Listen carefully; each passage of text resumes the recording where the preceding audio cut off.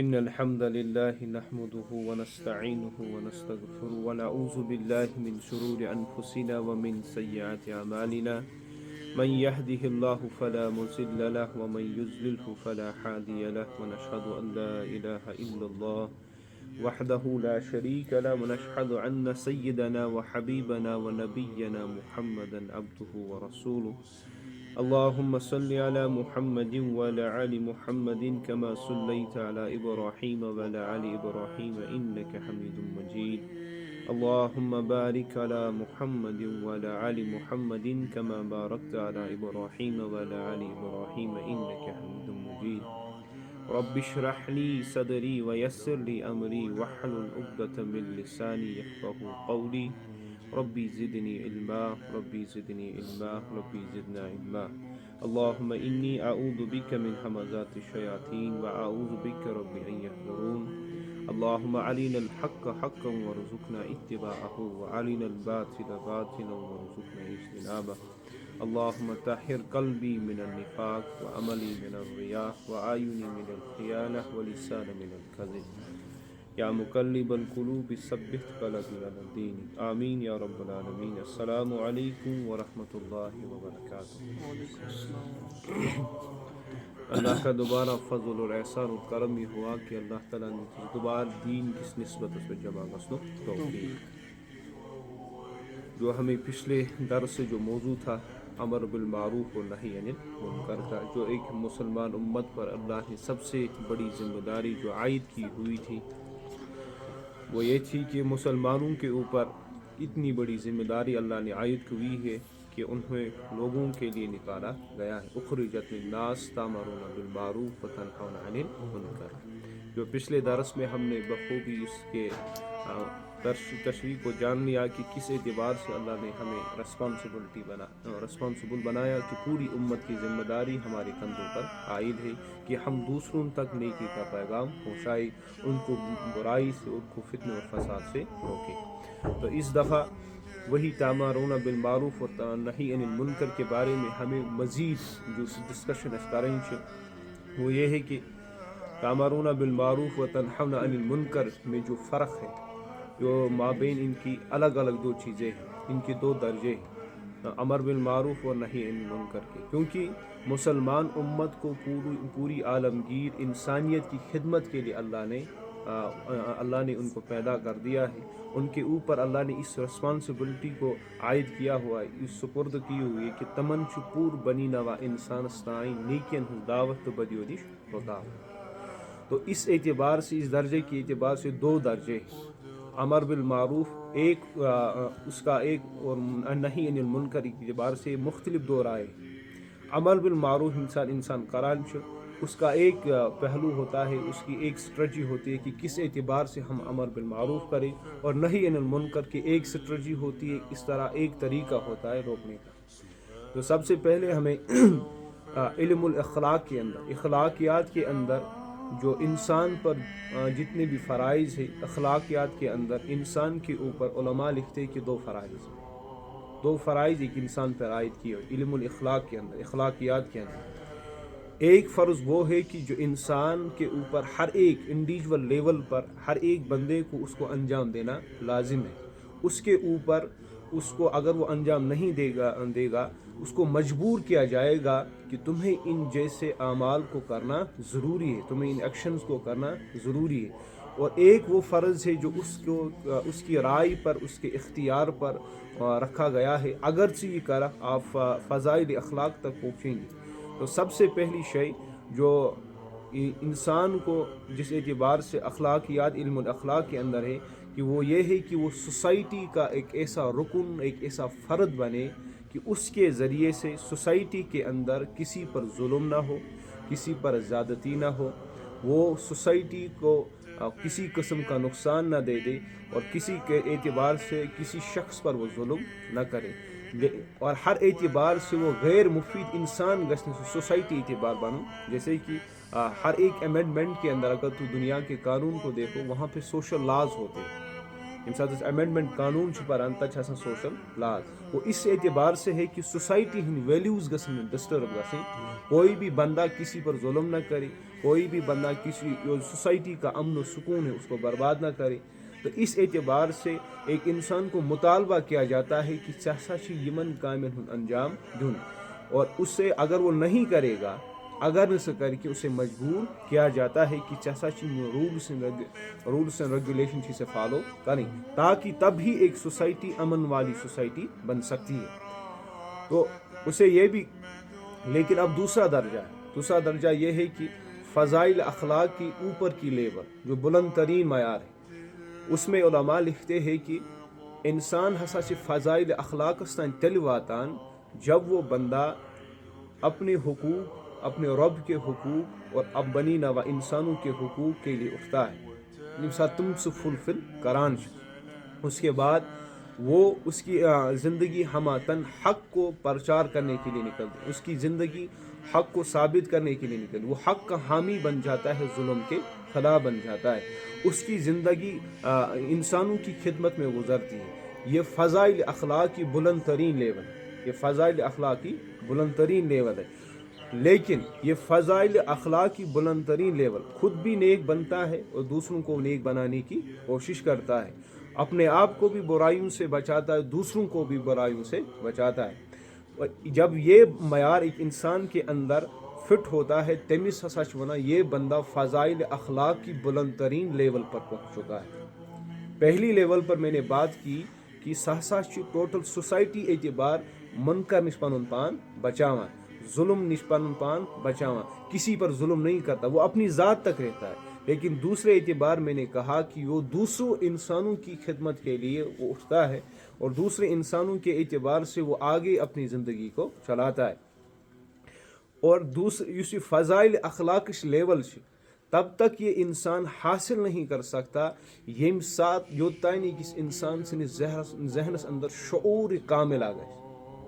جب تک اس کے ذہن کے اندر شعوری کاملہ نہ ہو جائے تب تک انسان فضائل اخلاق کی بلند ترین لیول کو نہیں پا سکتا. جب ایک انسان کو شعور کی لیول تکمیل تک پہنچ جاتی ہے, مکمل ہائر لیول تک واتان, اس کے بعد وہ جب اس کا نفس, جب اس کا انر سلف پاکیزہ ہو جاتا ہے اور وہ خود نیک بنتا ہے اور برائی سے اس کی نفرت ہو جاتی ہے, پھر اس کے اندر یہ امید, یہ ویژن پیدا ہو جاتا ہے کہ اب میں لوگوں کو بھی نیک بناؤں گا, اب میں دوسرے انسانوں کو منکر سے بچاؤں گا.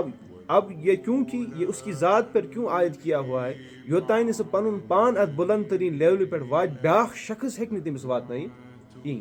اس لیے فضائل اخلاق کی دوسری لیول جو میں نے کہا وہ انسان کی اپنی رائے پر, اختیاری رائے پر, اگر سے کر وہ سوسائٹی کا معزز ترین انسان بنے گا اور وہ سوسائٹی کا ویل نون پرسنالٹی بنے گی, اسی وہ بندہ انسانیت کے بلند ترین مقام کو پالے گا. اللہ کے یہاں بھی اس کا بلند ترین اور سب سے شعوری کامل والے انسان کون تھے؟ انبیاء علیہ السلام. اور جن کی شعور کی لیول اتنی کامل تھی وہ خود نیکی کو پسند کرتے اور خود برائی سے نفرت کرتے تھے, اور پھر لوگوں تک اس نیکی کے پیغام کو پہنچاتے, ان کو نیکی پر کھڑا کرتے اور برائی سے ان کو بچاتے. یہ کامل انسان کی لیول. اور عمل بالمعروف اور نہی عن المنکر ہمیں یہ سکھاتی ہے. سو یہ اس ہچناوان کہ ہمیں کس اعتبار سے کس طریقے سے دعوت دینی ہے, کس اعتبار سے ہمیں نیکی کی طرف ہمیں اجاگر کرنا ہے, لوگوں کو کس طرف ہمیں نیکی کی طرف لوگوں کو راغب کرنا ہے. تو یہ لیول اس اعتبار سے عمل بالمعروف اور نہی عن میں کچھ ڈفرنس ہے, کیونکہ عمل نہی عن المنکر جو نہی عن المنکر کا جو کام ہے وہ اصل کام یہ ہے کہ انسان کو حیواناتی صفت سے اٹھا کر وہ سوسائٹی کا اعتبار سے ایک کامل ترین انسان بنائے, تاکہ وہ سوسائٹی کا غیر مفید یا نقصان دہ انسان نہیں بن پائے. یہ پہلے نہی عن المنکر کا کام ہے. لیکن امر بالمعروف کا کام ہے کہ وہ انسان کو انسانیت کی سطح سے اٹھا کر انسانیتی کاملہ بنا لے, انسانیت کی سطح سے اٹھا کر انسانیتی کاملہ بنائے. یم ساتھ سے انسانیتی کاملہ بنائے, یہ امر بالمعروف کا کام ہے. کیونکہ آپ لوگ یہ بات ذہن نشین رکھ لینا کہ اسلام ہر ایک شخص کو معروف کی دعوت دیتا ہے.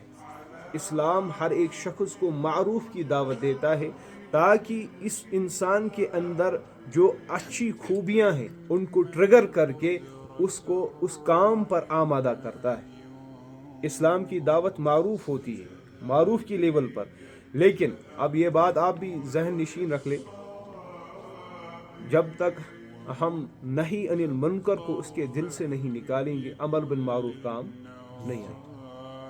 جب تک اس کے دل میں منکرات موجود ہے، اس کے اندر برائی اور خباثت موجود ہے، معروف کام ہیکن اس کام دت تب تک وہ نہیں ہو سکتا۔ جیسے کہ میں آپ کے سامنے مثال دوں گا، ایک کسان ہے، کسان کو اصل میں مقصد اناج سے ہوتا ہے کہ مجھے اناج پیدا ہو جائے، زمین کے اندر مجھے اناج حاصل ہو، لیکن کسان بیج بوتا ہے، اس کے لیے زمین پہ پہلے ہل چلاتا ہے، فرٹیلائزرز کو استعمال کرتا ہے، زمین کو نرم کرتا ہے، اس کو پانی جو بھی اس کے لیے استعمال کی چیزیں ہوتی ہے، کارآمد چیزیں، وہ استعمال کر کے آخر میں اس کے کیا نتیجہ ملتا ہے کہ اسے اناج ہوتی ہے، اسے پیدا اناج ہوتی ہے، وہ اسے حاصل۔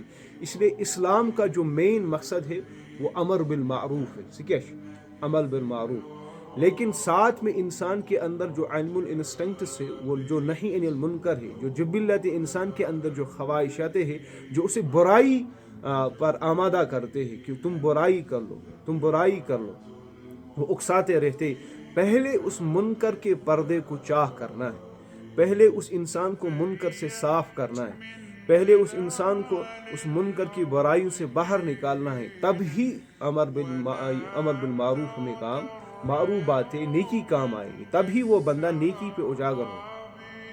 یہ سیدھی سی بات ہے، جو بندہ گناہوں میں لت پت ہو، جس انسان گناہن مز لت پت آئے، اسے نہ اللہ کی خبر، نہ قرآن کی خبر، نہ رسول کی خبر، نہ ان کی تعلیمات کی خبر، بس اپنی زندگی بس خواہشات پہ وہ بسر کر رہا ہو، پتہ اگر سے تمس یہ نیکی ہنز دعوت دی وہ سننے کے لیے تیار نہیں ہوگا، کیونکہ اس کے دل پہ کس کا پردہ ابھی ہے؟ منکر کا پردہ، برائی کا پردہ ہے، گناہوں کا پردہ ہے۔ اس لیے اس اعتبار سے اسلام افضل کام تو امر بالمعروف ہے اسلام کی نظر میں، لیکن کام ترتیب کے اعتبار سے پہلے نہیں انہیں منکر کرنا ہے، بعد میں عمل بالمعروف کرنا، پہلے برائی سے روکنا ہے تاکہ اس کے دل کے اندر یم ساتھ اخ نفر برائی نش رکو تھا، آفٹر دیٹ اس کے دل میں بچے گا کیا؟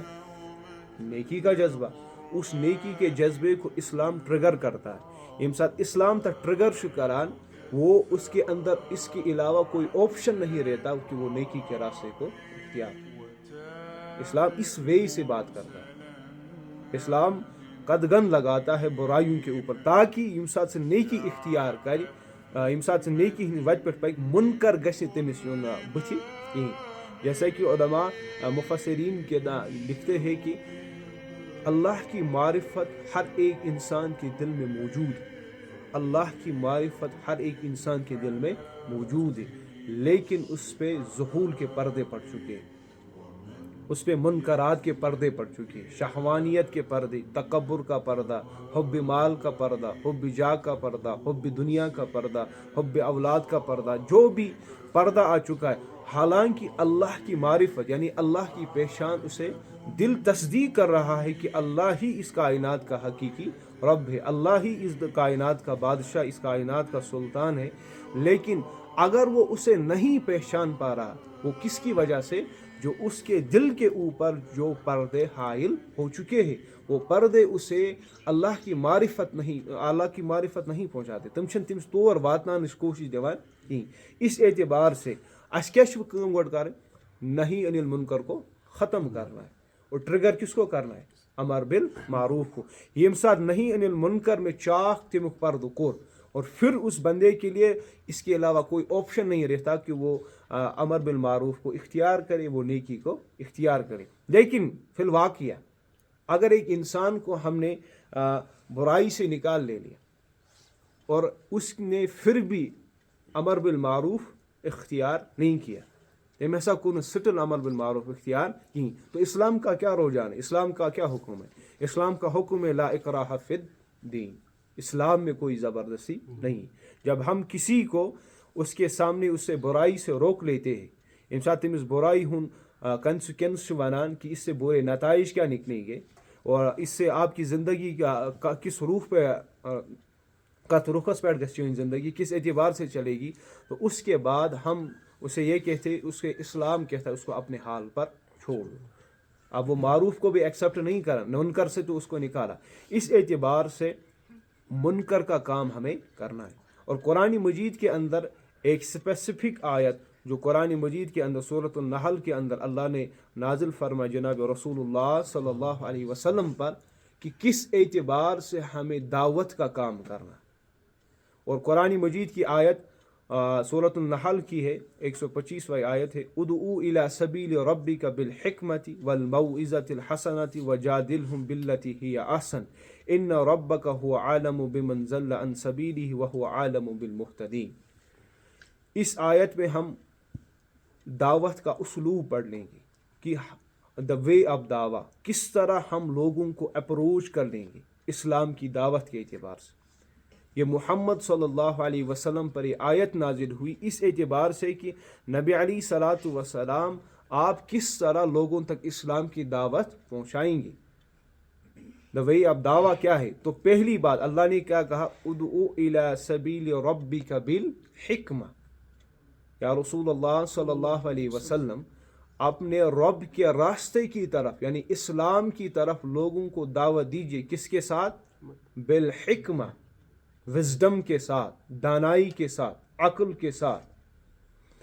اور وہ دوسرے درجے میں کیا کہا، والموعظۃ الحسنہ، اور بہترین اچھی نصیحت کے ساتھ. دوسرا درجہ وجادلہم باللتی ہی احسن، اور ان سے بحث مباحثہ کیجیے مگر بہتر طریقے سے. وہ تین چیزیں ہیں دعوت کے اسلوب کے. پہلا طریقہ بالحکمہ کے ساتھ، دوسرا طریقہ والموعظۃ الحسنہ، اور تیسرا درجہ وجادلہم باللتی ہی احسن. اب ہم ان تین چیزوں کو الگ الگ اعتبار سے سمجھنے کی کوشش کریں گے. پہلی چیز ادعو الی سبیل ربک بالحکمہ، لوگوں کو دعوت دیجیے کس کے ذریعے؟ حکمت کے ذریعے، دانائی کے ذریعے.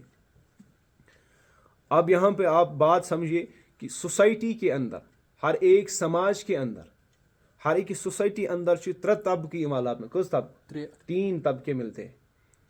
ایک وہ طبقہ ہوتا ہے جس کو انٹلیکچوئل مائنارٹی کہتے ہیں، ذہین ترین انسان، لیکن یہ بہت اقلیت میں ہوتے، بہت تھوڑے ہوتے. دوسرے وہ بندے ہیں جو ایموشنل ٹریگر پرسنالٹیز ہوتی ہے، جو زیادہ تر ہماری تعداد انہی پر مشتمل ہے. ایموشنل ٹریگر پرسن جو سوسائٹی میں ہمارے رہتے، زیادہ تر مائنارٹی ان کی ہے.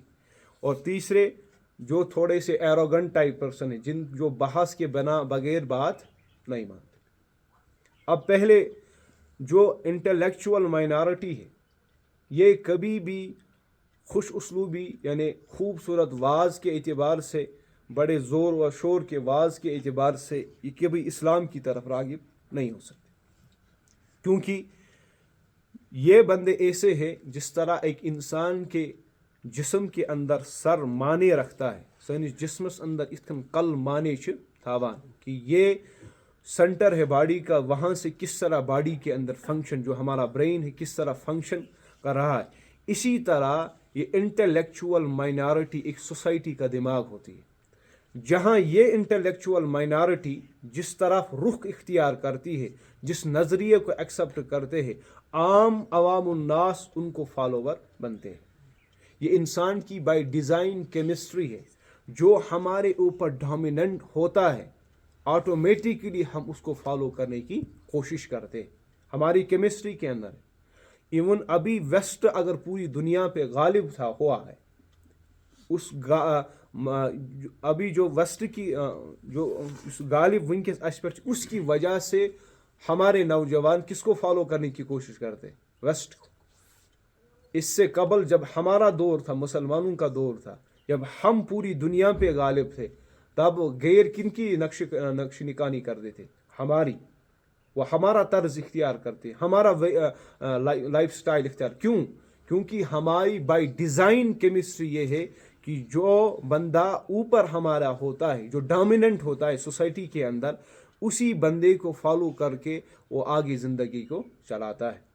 وہ انٹلیکچوئل مائنارٹی اس سے نا، ان کو ہم اس طرح خوش اسلوبی واز سے متاثر نہیں کر سکتے. زبردست لہلاتے ہوئے واز سے ہم ان کو اسلام کی طرف راغب نہیں کر سکتے، بلکہ ان کو اسلام کی طرف راغب کرنے کے لیے حکمت اور دانائی کی ضرورت ہے، ایک اسٹریٹجی کی ضرورت ہے۔ یہ بندے بالکل منطق باتوں کو ایکسیپٹ کرتے، لاجیکل باتیں ان کے سامنے رکھنا، ریزننگ ان کے سامنے رکھنا، اور ان کے نتائج، اس کی اسٹریٹجی، اس اعتبار سے ان جیسے لوگوں کو اسلام کی دعوت دے دینا۔ ان لوگوں کو یہاں پر جو داعی ہوتا ہے، اس کے لیے ضروری، علماء نے لکھا ہے اس آیت کی تفسیر کے اندر کو اس دائی آسان وہ دائی بھی اپنی ذات سے انٹلیکچول ہو، پھر وہ ان لوگوں کی طرف دعوت دے سکتا ہے جو خود اپنی ذات میں علم کے اندر، حکمت کے اندر، دانائی کے اندر، وے آف سپیکنگ کے اندر، موٹیویشن کے اندر، ہر ایک اعتبار سے وہ بندہ ان کی اسٹریٹجی کو اپنا پہچاننے والا ہو، پھر وہ ان تک دعوت پہنچا سکتا ہے۔ توتا ہیکنے سے دعوت وات نہیں، وہ ناممکن سی بات ہے کہ ایک بندہ یہ کہے گا کہ ایک ایموشنل ٹریگر پرسن انٹلیکچول کو مائل نہیں کر سکتا، سہکنے تمس مائل کرے۔ اس لیے اس طبقے کو میں نے پہلے بتایا کہ ڈاکٹر اسرار صاحب رحمہ اللہ ایک بات اکثر کہا کرتے کہ جو انٹلیکچول طبقہ ہے ان کو انٹلیکچول ہی کے اندازے سے دعوت کو پیش کرو تاکہ وہ اسلام کی طرف راغب ہو۔ جب وہ بندے اسلام کی طرف راغب ہوتے، وہ فرم ہوتے، وہ کنسسٹ ہوتے، تمشن عام پتہ سا جو جس نظریے پہ پھر کھڑے ہوتے، جس روز سے اپنی زندگی وہ بسر کرتے، وہ ہزاروں انسانوں کو اپنے ساتھ چل دیتے۔ تم سے ہزار انسانوں سے پانس پکنا، جیسے کہ ہمیں قرآن کے اندر کتنی مثال ہے۔ فرعون تو سب سے بڑی مثال، فرعون کوئی بیوقوف انسان نہیں تھا، فرعون was the absolute intelligent person, وہ انٹلیکچول تھا، اس کے پاس دانائی تھی، لیکن اس نے دانائی اور حکمت اللہ کی بغاوت میں استعمال کر دی۔ تو اس اعتبار سے اس نے تو اتنا بڑا مقام اور نگیٹیوٹی کا جو کریکٹر اس نے پوری دنیا کے سامنے رکھ دیا کہ ہر ایک اس کردار اندر سے فرعون سن کردار فٹ گیا۔ کیا یہ عام بندے کی بات؟ عام بندہ تو کر ہی نہیں سکتا نا، جس کے پاس انٹلیکچول پاور ہی نہیں وہ نہیں کر سکتا۔ اور جس کے پاس انٹلیکچول پاور اللہ نے ذہنی صلاحیت ایسی دی، وزڈم اور عقل دی، وہی اس اعتبار سے بات سوسائٹی کو ایک اچھے رخ پہ بھی لا سکتا ہے کہ سوسائٹی کو برباد بھی کر سکتا ہے۔ اب آپ اسلام اور ڈارونزم کو جب ہم پڑھتے ہیں، اسلام اور ڈارونزم، تب تک تو اسلام اور سائنس تو الگ نہیں تھی، لیکن ڈارونزم جب ڈارون نے تھوری دے دی اسلام کے اندر اور سائنس کے اندر ایک کلیش دے دی، کہ وہ نادان بندہ تو نہیں تھا نا۔ تو اس اعتبار سے ہمیں ان جیسے لوگوں کو کس اعتبار سے، حکمت اور دانائی کے اعتبار سے بات کرنی ہے۔ اور دوسری جماعت ہے وہ ایموشنل پیپلز ہے، ان کا دل کھلی کتاب کی طرح ہوتا ہے، ان کا دل کھلی کتاب کی طرح ہوتا ہے، بالکل آسانی سے۔ ان کے لیے دعوت کا اسلوب یہ ہے کہ امن نفرن تانش ایک بندہ سنسیرٹی کے ساتھ، بڑی ہمدردی کے ساتھ، خوش اسلوبی کے ساتھ ان کے سامنے اللہ اور اس کے رسول کی بات رکھے۔ جب ان کو یہ اندازہ ہو جائے گا جو دائی ہمیں جو بات کہہ رہا ہے، ان چھن پن علم جاڑان، یہ علم کا روب ہم پہ نہیں جاڑ رہا ہے، بلکہ یہ ہماری اصلاح کی فکر کر رہا ہے، یہ ہم سے محبت کر رہا ہے، یہ ہم سے اچھے راستے کی تلقین کر رہا ہے، نیکی کی تلقین کر رہا ہے، یہ ہمارا ہمدرد اور وفادار ہے۔ جب یہ لیول ہو تو یہ ایموشنل پیپل ٹریگر پرسن جو ہے وہ آسانی سے اسلام کو اختیار کریں، کیونکہ ان کا دل کھلی کتاب کی طرح ہوتا ہے۔ یم ساتھ امن ہندس دلس تان یہ کت واتان تو وہ بندے آسانی سے اسلام کی طرف آ جاتا ہے، تم آسانی سان اسلامس کن یوان۔ تو ہاں اگر امن باش کہ علم جاڑ دیا وغیرہ، کیونکہ ایموشنل ٹریگر ہوتے، میجارٹی آف دا پیپل ابھی بھی کائنات کے اندر کون ہے؟ یہی ایموشنل ٹریگر پرسن۔ تو یہ بات یاد رکھنا، انٹلیکچول مائنارٹی اور ایموشنل ٹریگر پرسن جو بھی ہے، اس اعتبار سے ہمیں دیکھنا ہے کہ اس ایموشنل اعتبار سے اس کا ایک دعوت کا اسلوب ہے، اس کی ایک سٹریٹجی، انٹلیکچول کی ایک سٹریٹجی، اس حقوق دونوں میں ایک سی جائے فٹ کرے، یہ ناممکن ہے۔ اگر آپ یہ سوچیں گے کہ جو انٹلیکچول ہے اس کو بھی اسی وے میں دعوت دیں گے جو ایموشنل کے اعتبار سے ہے، اور جو ایموشنل ہے اس کو انٹلیکچول کے اعتبار سے دعوت دیں گے، تمن اگر انٹلیکچول کت منطقی کت تھا نا برو تم ون ہمیں تو سر کے اوپر سے گئی بات، ایسا سا چھنی سمجھ پمجھ جوان وہ کہیں گے۔ تو انہوں نے آپ نے کون سی بات کہہ دی جو عقل میں آنے والی نہیں. ہاں اب یہ بات یہاں پہ ایک بات ضمن مجھے یاد آ گئی کہ ریشنلسٹ یا ریشنلزم چھن بنن، عقل پرست چھن بنن. ایک ہوتا ہے آپ نے کسی کے سامنے اسلام کی بات رکھ لی ریزننگ کے تحت، لاجک کے تحت، ٹھیک ہے، اس کے بعد وہ بندہ پھر بھی تسلیم نہیں کرتا. یہ بات آپ آج سے اپنے ذہن اور دل میں اتار لے کہ اسلام کبھی بھی عقل کے خلاف بات نہیں کرتا. اسلام کبھی بھی عقل کے خلاف بات، لیکن اسلام عقل سے بالا تر کی بات کرتا ہے. اسلام عقل سے بالا تر کی بات. مرنے کے بعد زندگی کا ہونا یہ عقل میں آنے والی بات، یہ عقل سے بالا تر کی بات. جنت اور جہنم کا ہونا یہ عقل میں آنے والی بات نہیں ہے، بلکہ یہ عقل سے بالا تر، یہ ایمان کی بات ہے. لیکن جو اس کے اندر ہمارے دائرے کے اندر جتنی بھی زندگی آتی ہے، اس ایسے فزیکل سینسن اندر ایمان جو ہم اپنے مشاہدے سے جس زندگی کو ہم بسر کر رہے، وہاں پہ اسلام کبھی بھی یہ بات نہیں کہتا جو عقل کے خلاف ہو، جو انسان کی فطرت کے خلاف ہو. ہمیشہ عقل سے بات کرتا ہے. لیکن اگر کا انسان وائن، اب یہ انٹلیکچوئل کی ایک جماعت یہ بھی ہے جو لبرل ٹائپ ہے اور ریشنلسٹ ٹائپ ہے، وہ اس طرح استعمال کرتے جب تک مجھے سمجھ نہ آئے، جب تک میری عقل کو اپیل نہ ہو، میں اسلام کو ماننے والا نہیں. تو وہ اس کو یہ سمجھا جائے گا کہ یہ بندہ عقل پرست ہے. یہ کیا ہے؟ عقل پرست. ایک ہوتا ہے اسلام نے جس کو ایمفیسائز کر دیا، جس کو اجاگر کر دیا، وہ ہے کہ عقل کا افلا تعقلون افلا تدبرون، کہ عقل کو استعمال کرو، تدبر و اولو الالباب والے انسانوں سوچو سمجھو. لیکن جب انسان عقل پرست بن جاتا ہے تمیشن پت کہتے میں سمجھ، وہ اگر کسی کو 1000 دلیلیں تم دے دو، جب تک وہ کہتا مجھے میری عقل اپیل نہیں کرتی، میری عقل اپیل نہیں کرتی، دیٹ مینز وہ بندہ اگنورنٹ درجے پہ پہنچ جاتا ہے. پتہ گئی تریم درجہ گئی یم اگنورنٹ ٹائپ چھاسا، بحث مباحثے والے.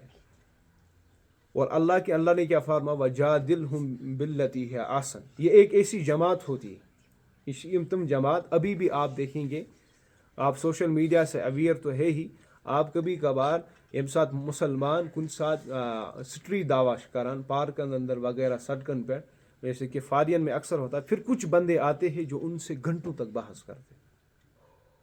کچھ بندے آتے ہیں جو ان سے گھنٹوں تک بحث کرتے رہتے، لیکن سٹل سنتن ایکسیپٹ کرنے کا تیار کہ اصل میں ویسٹرن سوسائٹی نے ان بندوں کو اس چیز پر، ان مشنریز نے کھڑا کر دیا ہے کہ تہ کو سٹاپی چھو ترن جو اسلام کو ڈکلائن کرنے کے لیے، اسلام پہ الزام تراشی کے لیے تمہیں یہ کرنا ہے کہ تمہیں اس روح سے ڈیبیٹ کرنا ہے. اور باضابطہ وہاں پہ ٹریننگ دی جاتی ہے کہ تمہیں اگر ایک بندے کو ڈیبیٹ کے اندر گرانا ہے، اگر تو ڈیبیٹس اندر سے گراؤن چھو تو کس اعتبار سے گراؤ. تو اللہ نے پہلے ہی کر دیا وجادلہم باللتی ہی احسن.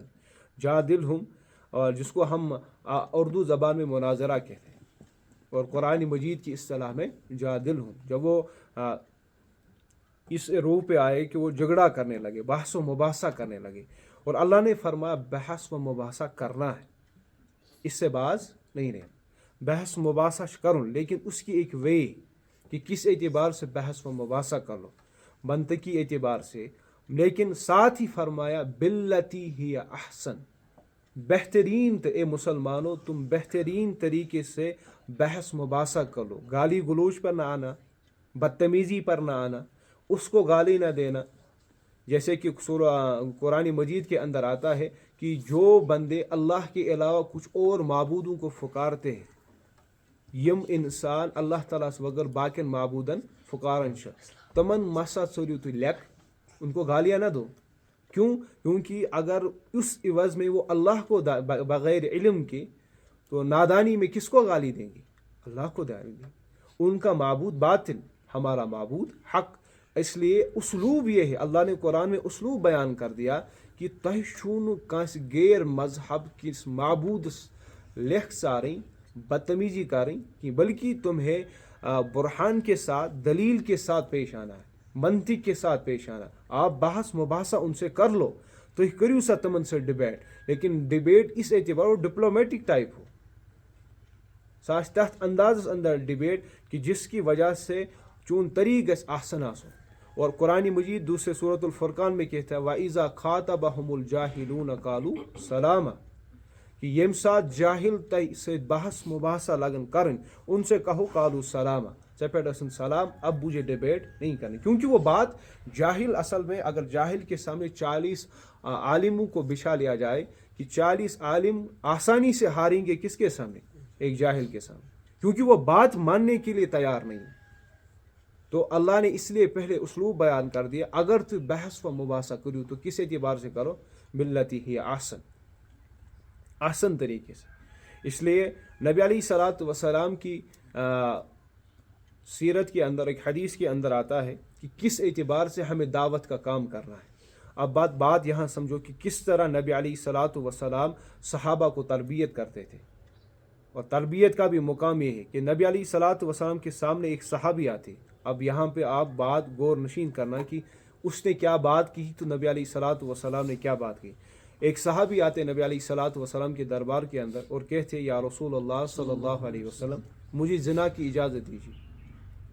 کیا سنا؟ مجھے زنا کی اجازت دیجیے۔ اللہ کا نبی، اللہ کے نبی کے مجلس میں نبی کا صحابی کس کی اجازت مانگ رہا ہے؟ زنا کرنے کی اجازت مانگ رہا ہے۔ نبی علیہ الصلوۃ والسلام کیونکہ صحابہ تو آمنے سامنے بیٹھے تھے، گارنٹی ان کو غصہ آیا ہوگا کہ کس اعتبار سے کیا کون سی بات کہہ دی، لیکن نبی علیہ الصلوۃ والسلام پوری امت کو پیغام دینا چاہتے ہیں کہ اس جیسے بندہ اگر اشتی کا ونی ہم فوراً ریئیکشن کر لیں گے اور ایسا ریئیکٹ کر لیں گے کہ میں بھی اس کو پٹائی کے بغیر تو چھوڑنے کا کام نہیں ہوگا۔ لیکن نبی علیہ الصلوۃ والسلام کی تعلیمات کیا ہے؟ جب یہ صحابی اللہ کے نبی کے دربار میں آتا ہے صلی اللہ علیہ وسلم، کہتے ہیں کہ یا رسول اللہ صلی اللہ علیہ مجھے زنا کی اجازت دیجیے، تو اللہ کے نبی صلی اللہ علیہ وسلم چھِ ونان تٔمِس اے نوجوان آ جاؤ میرے سامنے بیٹھو۔ ییٚمہِ ساتہٕ نبی علیہ الصلوۃ والسلام سُہ برونٛہہ کَنہِ بیہوان چھِ، پتہٕ چھُس ونان نبی علیہ الصلوۃ والسلام کیا تم پسند کرتے ہو کہ تمہاری ماں کے ساتھ کوئی زنا کر لے؟ وہ کہتا ہے یا رسول اللہ نہیں، قطعاً نہیں۔ تم کیا پسند کرتے ہو کہ تمہاری بہن کے ساتھ کوئی زنا کر لے؟ اللہ وہ کہتا، وہ صحابی کہتا کہ یا رسول اللہ قطعاً نہیں۔ تم چاہتے ہو کہ تمہاری بیوی کے ساتھ کوئی زنا کر لے، اس طرح تمہاری بیٹی کے ساتھ، تمہاری پھوپھی کے ساتھ، تمہاری ماسی کے ساتھ، اس طرح کئی رشتے اللہ کے نبی صلی اللہ علیہ وسلم نے گنوائے کہ ژٕ چھُکھا یہ چیز پسند کران۔ اور اتنے رشتوں کے بعد اس نے تمام کے تمام رشتوں میں کیا قطعاً نہیں یا رسول اللہ صلی اللہ علیہ وسلم، میں کیسے یہ گوارا کر سکتا ہوں؟ تو پھر اللہ کے نبی صلی اللہ علیہ وسلم نے اسے کہا جس عورت کے بارے میں تم گمان کرتے ہو کہ تم اس کے ساتھ بدکاری، وہ بھی تو کسی کی بہن ہوگی، وہ بھی کسی کی ماں ہوگی، وہ بھی کسی کی بیٹی ہوگی۔ تو اس اعتبار سے اللہ کے اس صحابی کو وہ بات سمجھ آ گئی، اور وہ نبی علیہ الصلوۃ والسلام نے پھر اس کے سینے پر ہاتھ رکھ کر دعا دے دی، اور دعا کے بعد کہ اللہ اس نوجوان کی عصمت کو حفاظت فرما، اس سے جو شہوت کا غبار اسے باہر نکال دے، اور پھر مدینہ کا سب سے پاک دامن نوجوان وہ لڑکا بنا اس دعا کی بات۔ اب یہاں سے ہمیں کیا اسلوب حاصل ہوا کہ نبی علیہ الصلوۃ والسلام کی دعوت کا اپروچ کس اعتبار سے تھا؟ نبی علیہ الصلوۃ والسلام کی دعوت کا اپروچ کیا ہو؟ اب حدیث میں آتا ہے، اور دوسری بات کہ یم ساتھ موسیٰ علیہ السلام، قرآن ہمیں کہتا ہے فَقُولَا لَهُ قَوْلًا لَيِّنًا لَعَلَّهُ يَتَذَكَّرُ أَوْ يَخْشَىٰ۔ یم ساتھ موسیٰ علیہ السلام کمس نش گو؟ فرعونس نے، اذهب الى فرعون انه طغى، اللہ نے کہا کہ جاؤ فرعون کی طرف، وہ سرکش بن چکا ہے، سرکش بنا، وہ نافرمانی پہ اتر آیا ہے۔ کیا کرتا ہے؟ وہ زندہ انسانوں کو، بچوں کو قتل کر دیتا ہے، لوگوں کو اس نے غلام بنایا، ہر اعتبار سے ظلم اور تشدد کرتا ہے۔ اب اللہ موسیٰ علیہ السلام کو کہہ رہا ہے کہ ژٕ گژھ تور، فرعون چھُ سرکش گوٚمُت۔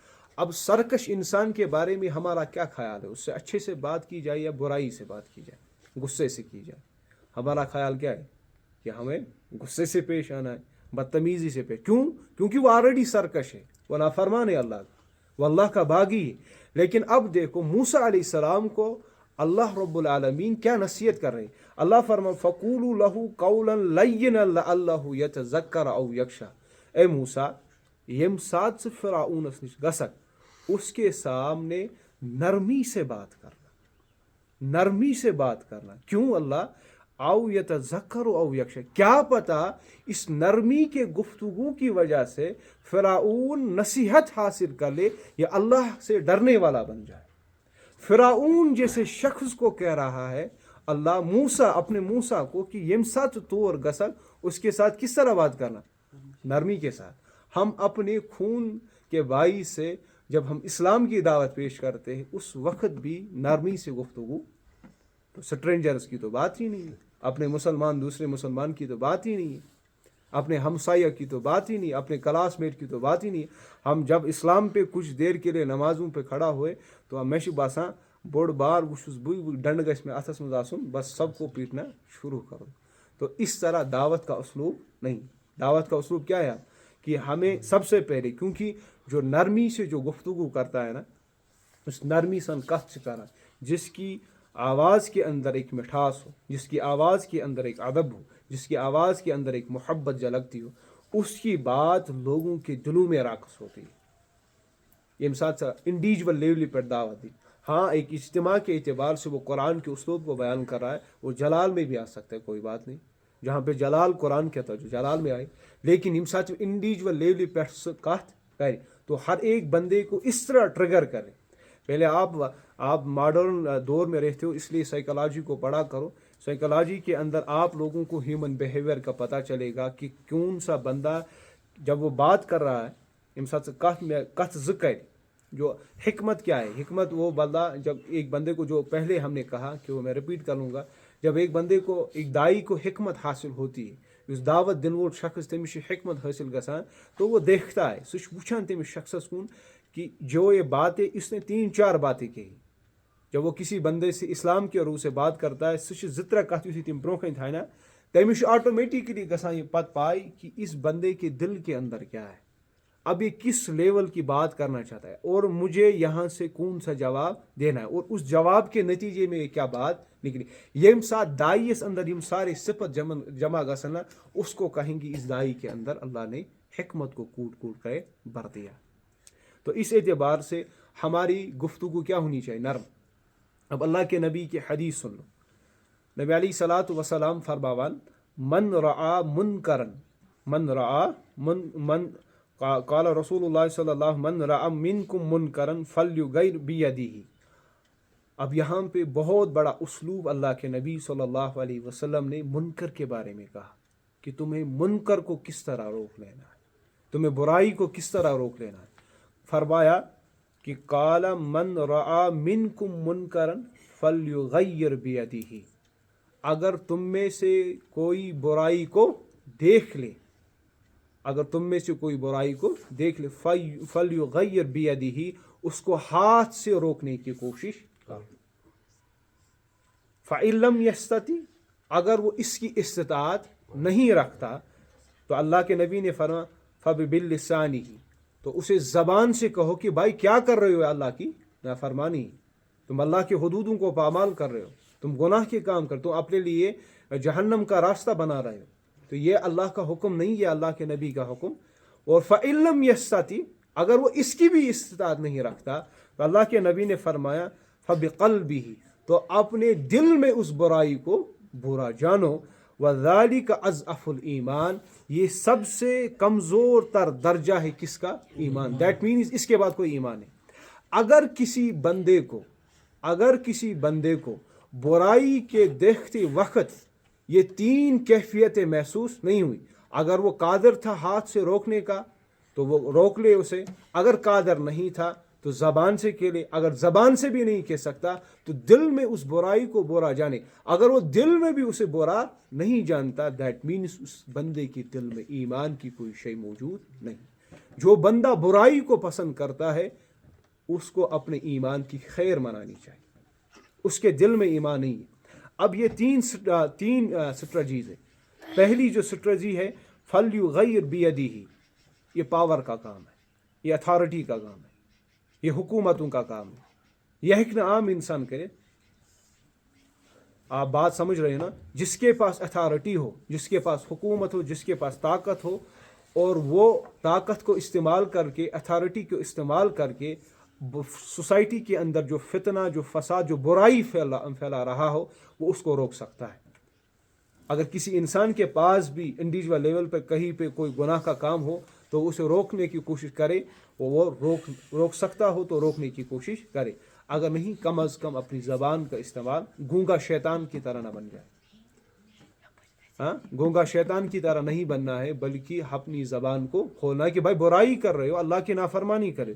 اگر اتنا بھی نہیں کر سکتے تو کم از کم اس برائی کی اتنی شدید نفرت اپنے دل میں ہو کہ کبھی کبھار اللہ کے سامنے آنسو بہا کر اس دعا کو کرو کہ اللہ میں اس قدر کمزور ہوں، نہ ہاتھ سے روک سکتا ہوں نہ زبان سے کہہ سکتا ہوں، لیکن میں اس برائی کو ناپسند کرتا ہوں، یہ آپ جانتے ہیں. اگر یہ بھی نہیں ہے تو آپ میں جو پہلے بھی میں نے کہا اپنے ایمان کی پھر خیر منا لو. آخری بات کہوں گا، اس کے بعد اختتام کریں گے. دعوت کے اسلوب کے اندر ساری چیزوں کے استعمال کرنا، خصوصاً حکمت، چاہے وہ کوئی بھی، آپ آج پر پریزنٹ کے زمانے میں سائیکالوجی کو پڑھ لو، فلاسفی کو پڑھ لو، جو بھی جس اعتبار سے بھی تم لوگوں تک دعوت پہنچانا چاہتے ہو، سائنس کو استعمال کر کے، بایولوجی کو استعمال کر کے، جس اعتبار سے، تاکہ وہ انسان، وہ نوجوان کس کی طرف راغب ہو، اسلام کی طرف. اس کے بعد ایک بات کہوں گا، بعض محدثین نے اس کو قول لکھا ہے، بعض نے کہا یہ ضعیف روایت ہے. الکلمۃ الحکمۃ دعلۃ المومن فحیث وجدہ فہو حق بہا. جو حکمت کی بات ہے وہ مومن کی گم شدہ بات ہے. اس لیے جب بھی وہ کہاں پہ بھی وہ حکمت پالے، سب سے پہلا حق اس پہ یہ ہے کہ وہ حکمت کو حاصل کرے. ساسا گچھ حکمت حاصل کرنا. اگر آپ حکمت کو حاصل نہیں چاہے، ایون کہ اگر سے غیر مسلم تھا، اگر آپ سے وہاں حکمت کی بات ملتی ہے، علم کی بات ملتی ہے، سب سے پہلا حق آپ لوگوں کا ہے ایز اے بلیور کہ آپ اس حکمت کی بات کو سیکھو اور سمجھو اور اسے اپنی زندگی کے اندر اپلیکیبل بنا لو. تو اللہ ہمیں سننے اور سمجھنے کی توفیق نصیب فرمائے اور عمل کی توفیق نصیب فرمائے. ربنا تقبل منا انك انت السميع العليم وتب علينا انك انت التواب الرحيم. سبحان ربك رب العزة عما يصفون وسلام على المرسلين والحمد لله رب العالمين.